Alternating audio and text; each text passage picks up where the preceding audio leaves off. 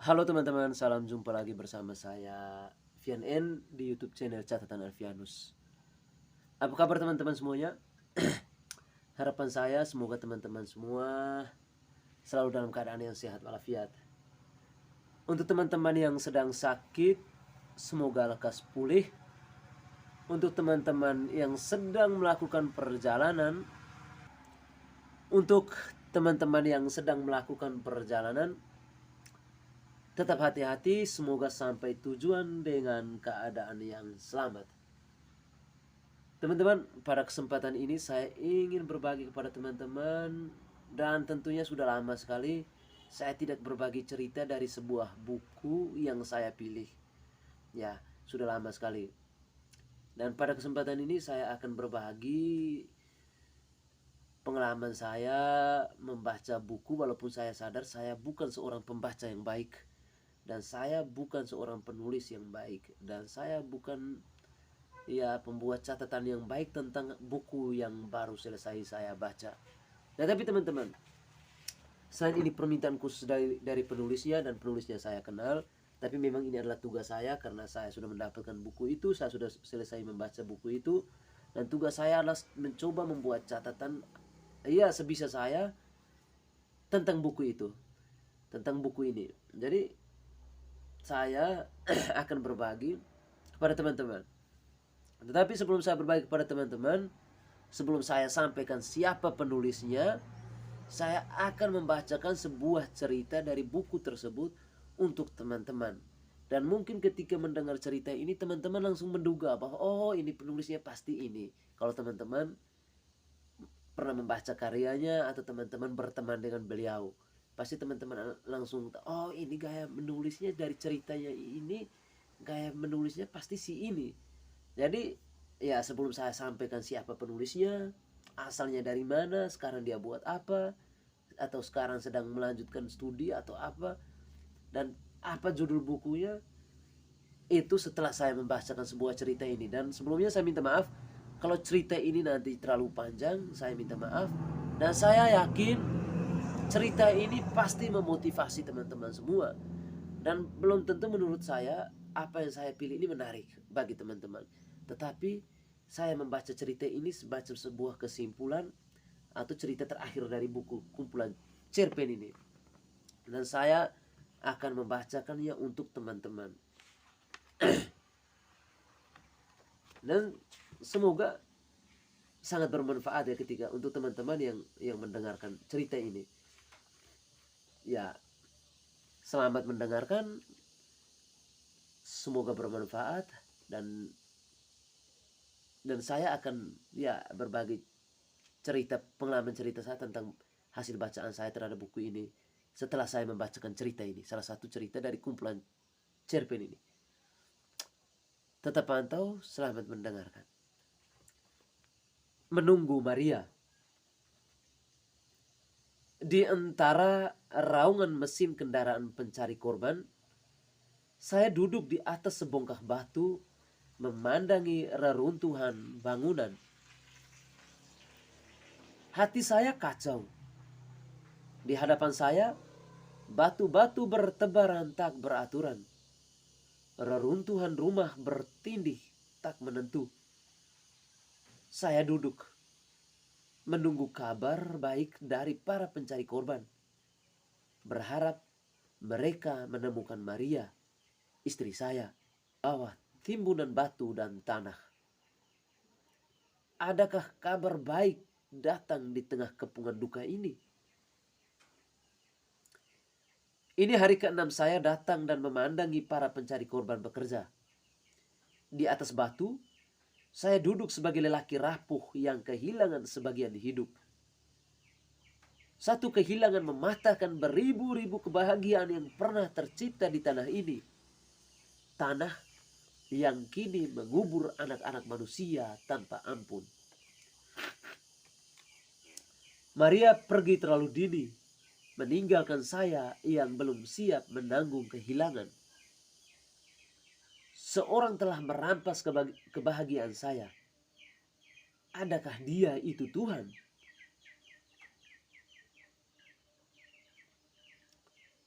Maria tak henti-henti merutuk kalau saya tidak ke gereja. Ia percaya bahwa ikan hasil tangkapan saya, kelimpahan ternak dan hasil penjualan kopra adalah campur tangan Tuhan. Karena itu, bagi Maria, ke gereja adalah cara kami berterima kasih pada Tuhan. Dan tidak ke gereja adalah sebuah keangkuhan. Saya menuruti saja kata-katanya. Dengan begitu masalah selesai. Saya akan ke gereja dan memilih duduk di luar bersama Om Banus, Om Resi, dan Om Anton. Saya jenuh mendengar khotbah Pastor Bene yang mencampur adukan politik dan ekonomi tanpa menarik pesan Injil untuk kami para pelaut, petani, dan peternak. Omongannya panjang lebar, mulai dari kasus politik kepada kasus ekonomi. Ia membaca ragam kasus itu pada daring, menontonnya pada televisi dan YouTube. Dia lupa, kebanyakan kami tidak memiliki televisi apalagi Android. Hasil laut, hasil kebun dan ternak tak cukup memenuhi kebutuhan hidup kami sendiri. Tak cukup memenuhi kebutuhan hidup kami sehari. Ditambah tuntutan biaya sekolah anak-anak, biaya urusan adat, urusan gereja, dan urusan pemerintah. Untuk apa semua khotbah yang melangit dan tak menyentuh sama sekali kehidupan kami? Pastor Bene yang terhormat, kami yang datang ke gereja dan duduk mendengarkanmu berkhotbah adalah kami kaum tua, para petani, pelaut, dan peternak. Anak-anak muda tak banyak ke gereja. Ibu-ibu yang duduk pada bangku tua di dalam gereja adalah mereka yang tiap hari berjemur di pasar menjual hasil kebun untuk bertahan hidup.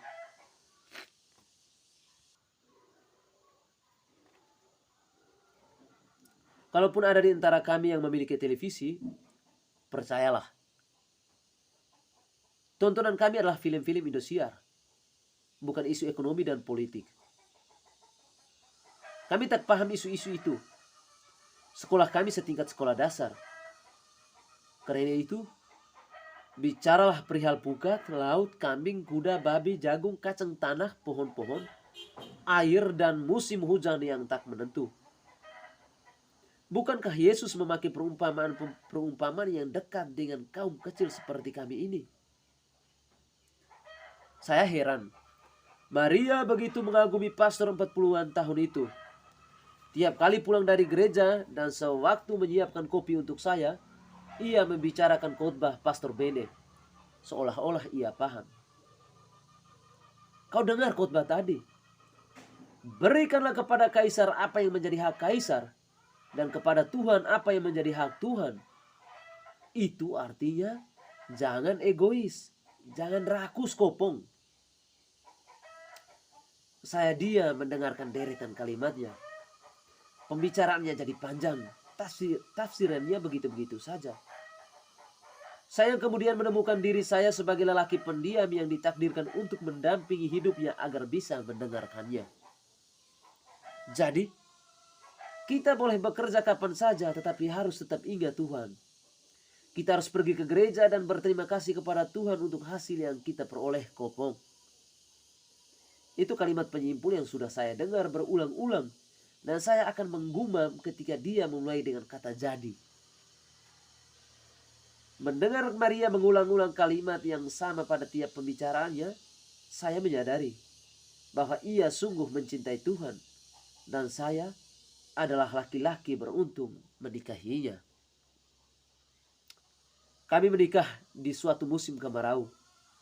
Kala itu, pohon nimba dan pohon gamal di depan gereja menggugurkan daun-daun, membentuk hamparan dedaunan kering di halaman gereja.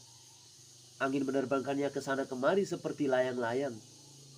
Kami menikah diiringi nyanyian kering dari orang-orang kampung sebagaimana terjadi tiap minggu. Tiada iringan alat musik. Semua berlangsung kering sebagaimana hamparan dedaunan kering di halaman gereja. Di hari pernikahan kami, saya menyaksikan seekor burung terbang masuk melalui lubang dinding. Ia duduk murung di tiang depan dekat mimbar sabda.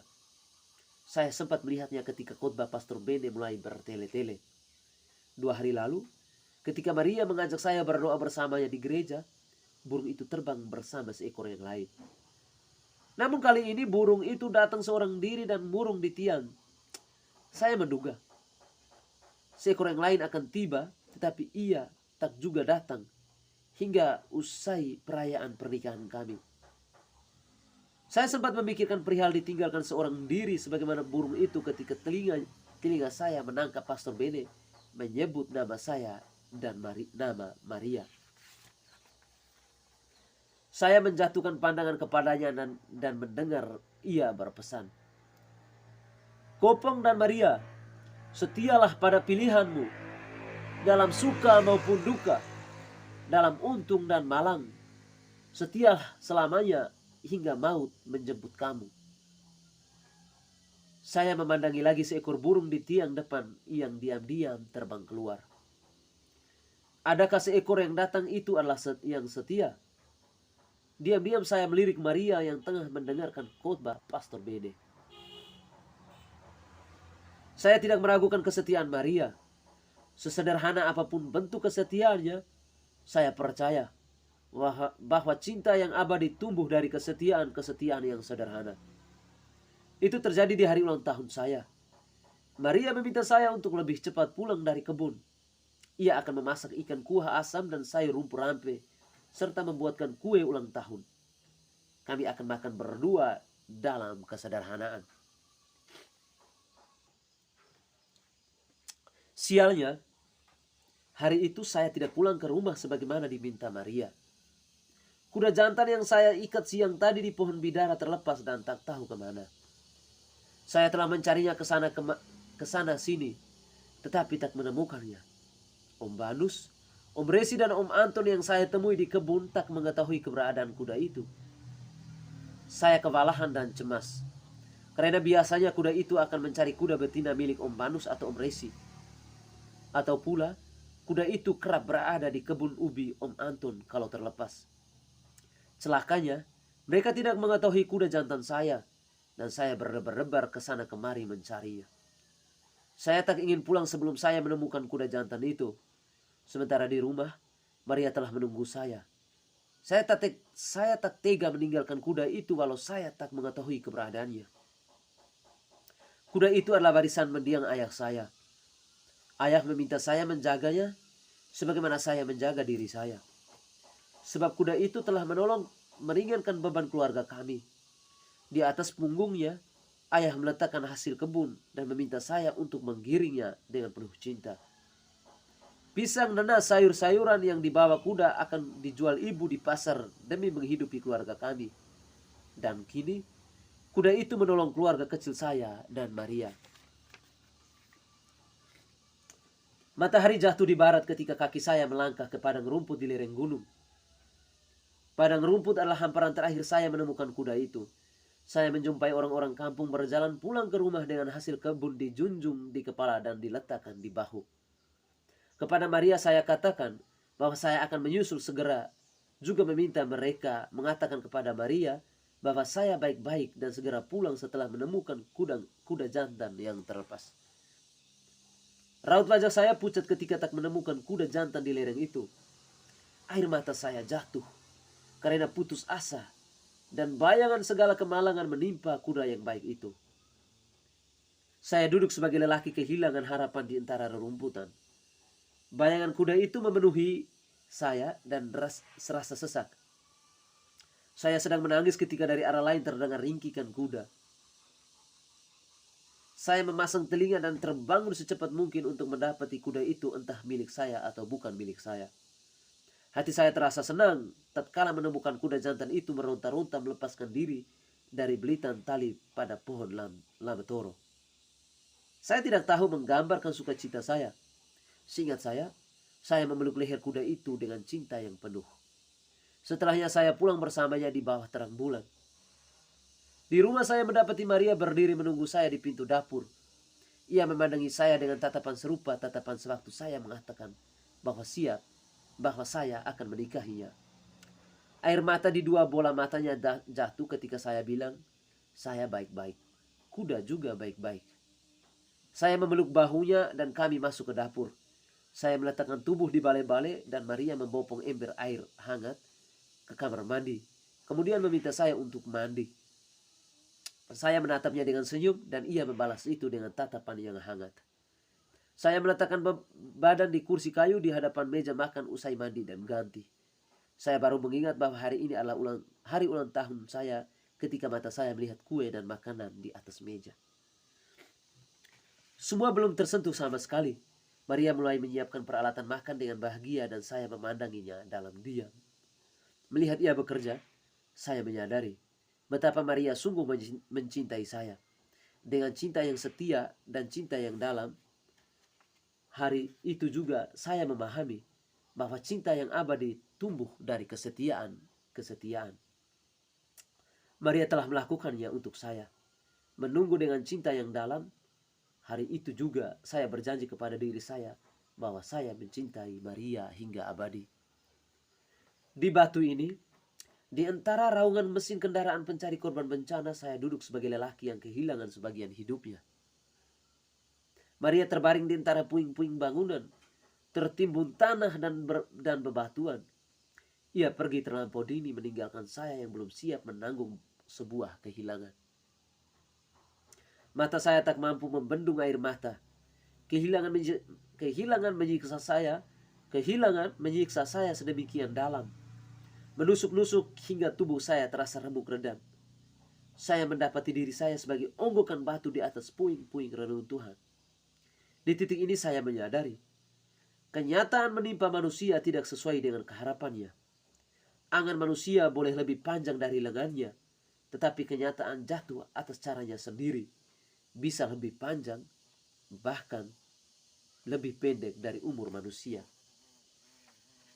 Di batu ini saya duduk menunggu Maria, tetapi Maria tak kunjung datang. Hari-hari saya menjelma malam, cahaya sebatang lilin tak akan mampu menerangi kelam hidup saya. Namun, saya akan tetap menunggu entah sampai kapan. Sebab saya percaya, cara sederhana mencintai adalah menunggu. Maria pernah melakukannya untuk saya. Burung di gereja pernah melakukan untuk seekor yang lain. Dan hari ini, saya melakukan untuk Maria. Entah sampai kapan, cinta yang dalam tak pernah bertitik simpul. 2021. Teman-teman, itu cerita di bagian paling akhir dari kumpulan cerpen Penggali Sumur karya Selo Lamatapo. Frater Selo sendiri lahir di Ile Ape Lembata tahun 1992. Ia menyelesaikan studi filsafat pada Sekolah Tinggi Filsafat Katolik Ledalero, Maumere, Nusa Tenggara Timur. Ia menulis cerita pendek, puisi, esai, dan naskah teater. Cerita pendek, puisi, dan esai tersiar di berbagai media cetak dan online. Luar biasa sekali.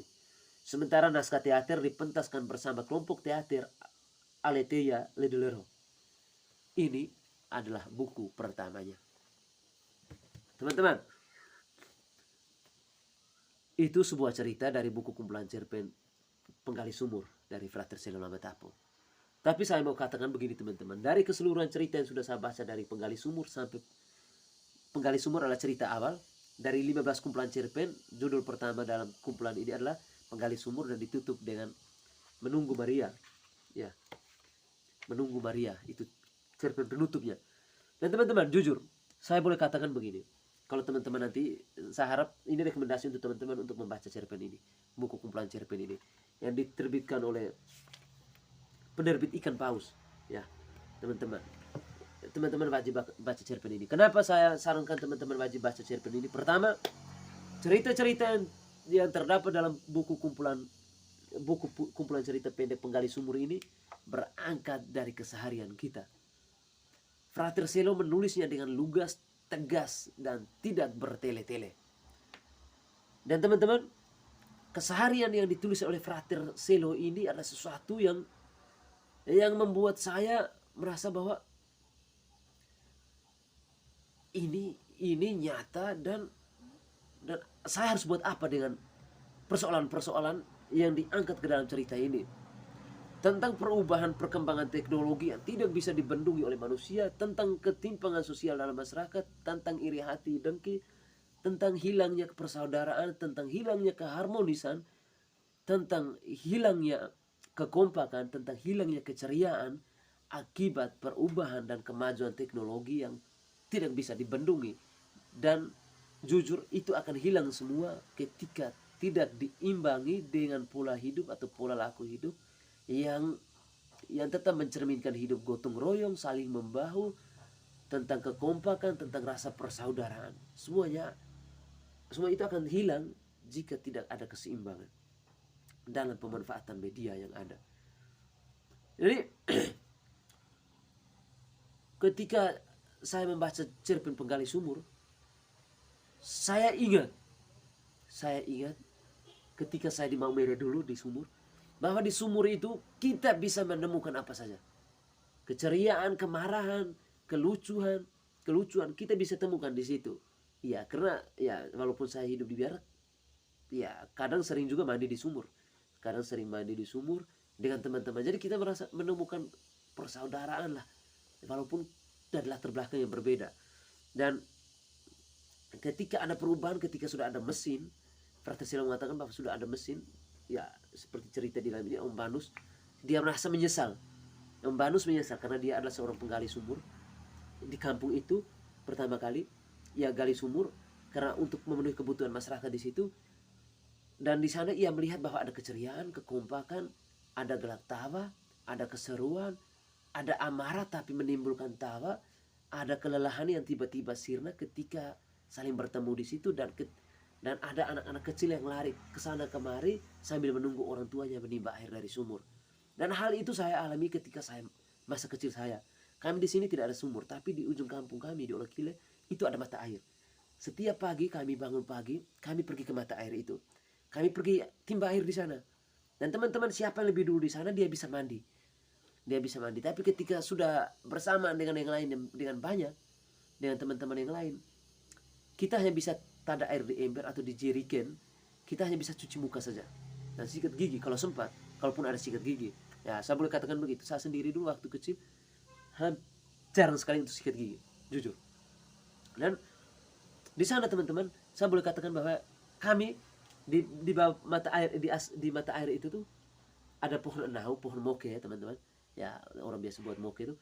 Ada biji moke yang jatuh ketika sudah tertimbun tanah, kotoran, dia kulit luarnya sudah mulai terkelupas. Habis itu, setelah itu di biji di dalamnya yang warna hitam mulai tunas sedikit, ya kasih pecah, dan kami akan kasih pecah dan kami mengambil isinya di dalam. Kami biasa sebut itu kentos ya. Kalau di kelapa bisa bilang kentos, kelapa yang sudah tua tetapi ada isi di dalam itu tuh kami bilang kentos. Sama juga dengan biji moke itu, kami makan itu. Di kesempatan lain kami biasanya lempar kelapa tua, kelapa yang sudah tua, kami lempar dan kami kupas itu pakai gigi. Gigi pakai kupasnya pakai gigi. Kami titik kasih ya dia terkupas di baru kami tarik pakai gigi. Dan gigit begini, kami kasih pecah makan. Dan padahal siang itu setelah pulang sekolah kami makan di rumah. Tapi karena kebersamaan dengan teman-teman, kami merasa bahwa hal ini tidak mungkin akan terulang lagi. Dan benar, hari-hari ini saya tidak menemukan itu terjadi di anak-anak zaman sekarang. Di cerita-cerita lain, banyak sekali cerita-cerita. Saya hanya katakan begini teman-teman, Frater Selo berhasil menulis sesuatu yang benar-benar membuat kita, tokoh-tokohnya di dalam membuat kita bahwa saya hadir saat itu. Saya hadir di dalam cerita. Saya seolah-olah membayangkan bagaimana kepala dipenggal, bagaimana seorang istri ditinggalkan, bagaimana ya saya sangat berterima kasih kepada Frater Selo menulis cerita ini dan membuat saya ada di seperti sedang mengalami hal itu, walaupun di tempat dan lokasi yang berbeda. Saya bayangkan bahwa saat itu saya menjadi korban pemenggalan kepala, saya menjadi seorang tukang cukur yang emosi karena begini teman-teman. Ada sebuah cerita di sini bahwa tukang cukur nih, sebelum jadi tukang cukur, Om Banus, dia dicurigai bahwa istrinya itu tuh, kalau istrinya itu istrinya suanggi, jadi dicurigai. Nah, karena dicurigai padahal orang baik-baik saja. Dan suaminya ketika kehilangan istrinya, suaminya mulai buka tempat cukur, tempat pangkas rambut. Tetapi saat itu yang datang adalah bapak desa, kepala desa. Dia membayangkan, bapak desa itu terprovokasi, dan tanpa sadar darah bercucuran dari kepala leher bapak desa, dari tengkuk. Dan itu menarik sekali ya. Saya digiring oleh Frater Silo ini, digiring ketika sampai akhir ternyata saya pikir dia hanya membayangkan, hanya cukur biasa saja. Ternyata sadar bahwa saat itu darah sudah bercucuran. Dan saya, Frater Silo sangat-sangat luar biasa sekali untuk menulis 15 cerita ini. Dan saya merasa bahwa di setiap cerita, di setiap judul cerpen-cerpen yang ada ini, ada 15 cerpen ini, memiliki pertalian.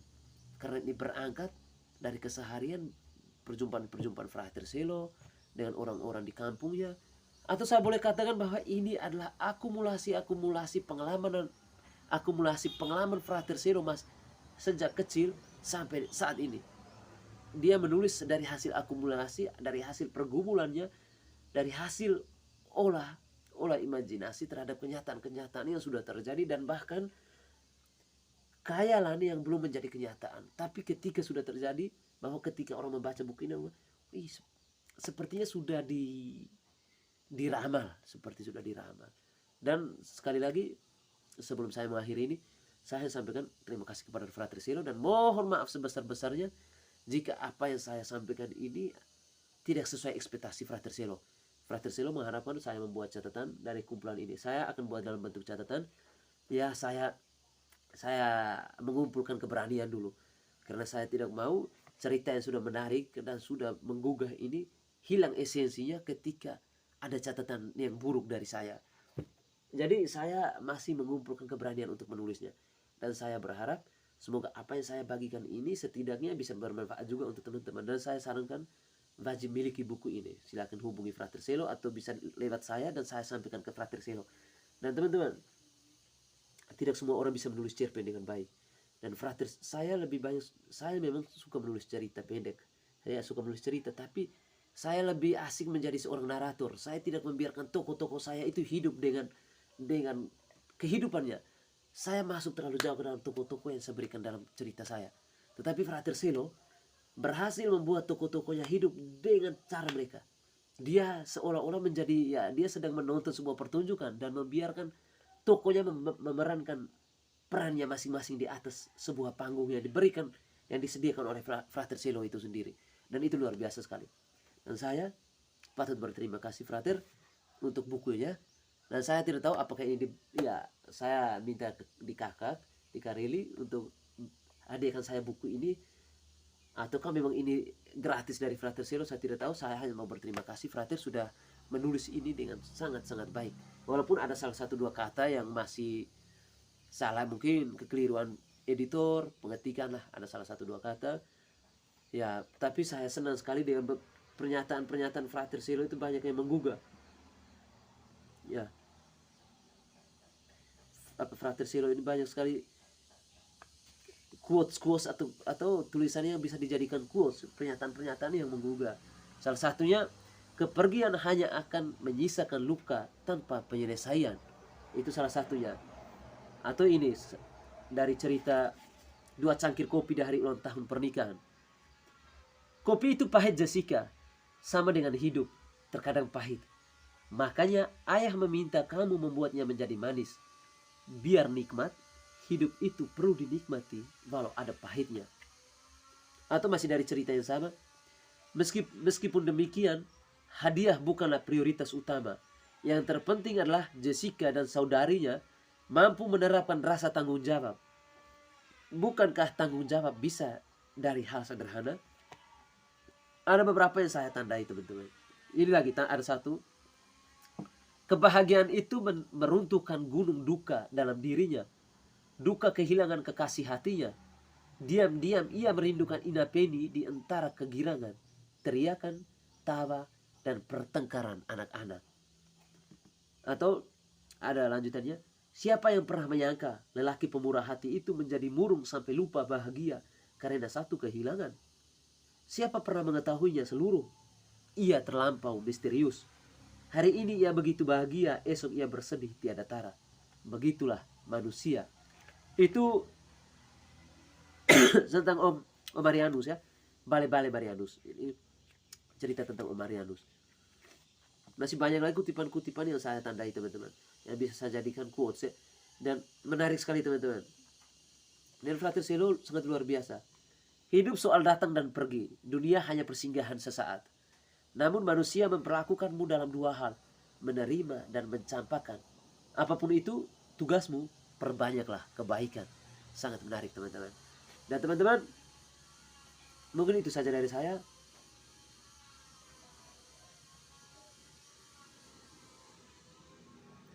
Oh, atau ini masih. Soalnya bagus sekali teman-teman. Saya tambahkan ini lagi teman-teman. Ia mencintai anaknya dalam untung dan malang. Sebab cinta seorang ibu tidak pernah dibatasi oleh apapun. Ia tabah menanggung segalanya, termasuk menanggung perilaku buruk anaknya. Frater Selo luar biasa sekali teman-teman. Di kampungku, handphone merupakan alat bantu melancarkan proses perselingkuhan. Ini penyakit sosial yang terjadi ya teman-teman. Ya, di kampungku handphone merupakan alat melancarkan proses perselingkuhan. Sungguh memuakan. Namun demikianlah tabiat manusia yang berakal budi. Kian beradab, kian pula biadab. Ini kritik-kritik sosial ya teman-teman. Frater Selo luar biasa sekali teman-teman. Saya boleh katakan itu luar biasa sekali. Ya, aku memilih diam sebab aku tahu janji hanya akan membunuh nurani ibu apabila tidak kutepati. Alat itu memudahkan sekaligus melunturkan semangat kerjamu, semangat berkorbanmu, dan semangat juangmu. Bahkan menyiapkan semangat kebersamaan dan kehangatan dalam rumah ini. Kamu masih harus belajar banyak hal dari tungku api ini. Sebab tungku api ini adalah tungku kehidupan kita. Jika tiada nyala api di tungku, maka tiadalah kehidupan ini. Teman-teman, saya semakin teringat ketika saya membaca kembali kutipan-kutipan bahwa Frater Selo coba mengingatkan kita kembali dengan kehidupan keluarga kita. Dia membuat kita sadar bahwa kebersamaan itu perlu penting sekali. Dan saya mengalami itu teman-teman. Saya dalam kehidupan saya dengan keluarga saya, dengan istri saya, ya dengan keluarga saya, keluarga dari istri saya, keluarga saya sendiri, bahwa kekompakan, kekeluargaan, persaudaraan yang kami rasakan akhir-akhir ini kadang memudar, kadang membaik. Mungkin karena ego kami masing-masing. Jadi mungkin ketika membaca pernyataan-pernyataan, tulisan-tulisan dalam kisah-kisah dari cerpen Frater Selo ini, ketika apa yang akan saya lakukan semudah saya membaca tulisan-tulisan ini, saya merasa bahwa itu mudah sekali. Dan saya berjuang akan untuk sampai ke sana. Dengan keluarga kecil saya, dengan keluarga besar saya. Dan ini semacam menjadi rule ya, menjadi atau cerita-cerita Frater Selo ini bisa menjadi rambu-rambu untuk perjalanan hidup saya selanjutnya. Kita boleh mengalami perubahan. Jangan sampai perubahan itu memengaruhi kita untuk meninggalkan jejak-jejak tradisi dalam kehidupan keluarga kita. Dari dapur, tungku api, ke meja makan. Atau karena ada perubahan misalnya handphone, perselingkuhan terjadi di mana-mana.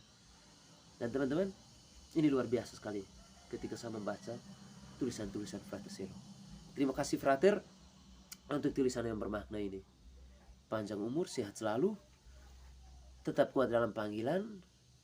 Doakan kami yang memilih jalur ini. Semoga kita semua dipertemukan dengan cara kita dipertemukan oleh Tuhan di setiap perayaan Ekaristi. Karena di dalam perayaan Ekaristi kita dipertemukan oleh Tuhan. Ya, dengan begitu apa yang kita harapkan, apa yang kita harapkan, sehingga kenyataan tidak begitu menyakitkan. Ya, setidaknya harapan kita bisa sesuai ekspektasi kita. Terima kasih Frater untuk petua-petua melalui cerita ini.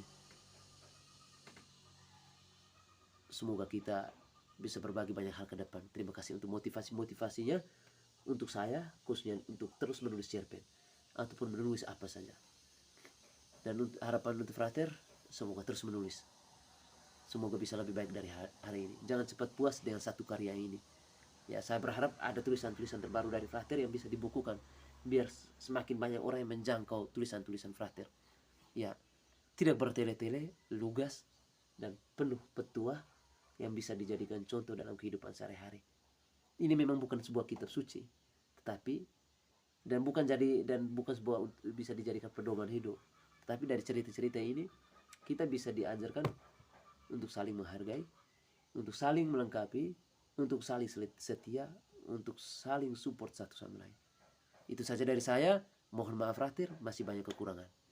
Terima kasih, salam jumpa di kesempatan yang lebih aduhai untuk teman-teman catatan Alfianus yang saat ini sedang setia mendengar konten-konten saya. Dan saya minta maaf, masih banyak kekurangan dari YouTube saya. Ini masih ala kadarnya, masih manual tanpa alat rekaman. Ya beginilah saya. Lebih senang berbagi dengan apa adanya ini. Terima kasih teman-teman. Tetap sehat, jangan lupa terus support saya dengan like, comment, share, subscribe, dan juga terus tonton konten-konten saya hingga akhir. Siapa tahu bisa memberikan manfaat untuk kita semua. Terima kasih, salam jumpa di kesempatan yang lebih aduhai.